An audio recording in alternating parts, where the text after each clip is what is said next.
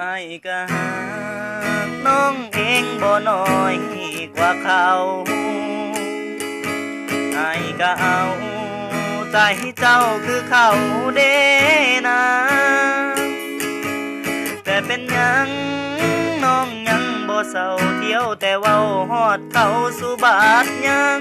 บ่สงสารแฟนใหม่คืออ้ายบ่ล่ะพยายามส่วนเจ้าเว้าแต่เรื่องใหม่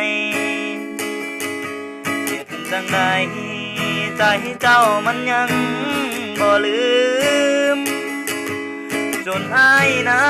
นเริ่มท้อถอยใจหากน้องสำใดก็บ่ได้ใจคืนหัวใจอ้ายมันเบิดแห้งบืนคืนต่อแล้วล่ะขอโทษอีหลีที่อ้ายบ่ดีคือแฟนเก่าเจ้าน้องบ่ลืมเขาหากเขามันเลยหม่นมองคบกันก็หวังได้ใจแต่สุดท้ายได้เป็นที่สองน้องให้อ้ายเป็นโตสำหองใจน้องยังมีแต่เขา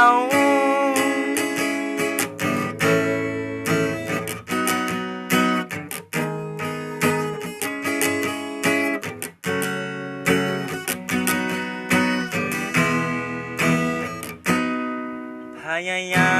มส่วนเจ้าเว้าแต่เรื่องใหม่เห็นจังใดใจเจ้ามันยังบ่ลืมจนอ้ายนั้นเริ่มท้อถอยใจหากน้องสำใดก็บ่ได้ใจ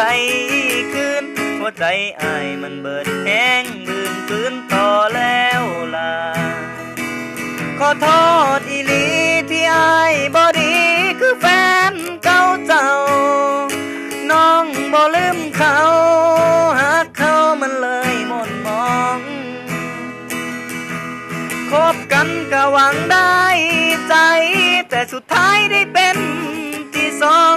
น้องให้อ้ายเป็นโตสำหองขอโทษอีหลีที่อ้ายบ่ดีคือแฟนเก่าเจ้าน้องบ่ลืมเขาหากเขามันเลยหม่นมองคบกันก็หวังได้ใจแต่สุดท้ายได้เป็นที่สองน้องให้อ้ายเป็นโตสำหองใจน้องยังมีแต่เขาน้องให้อ้ายเป็นโตสำหองใจน้องยัง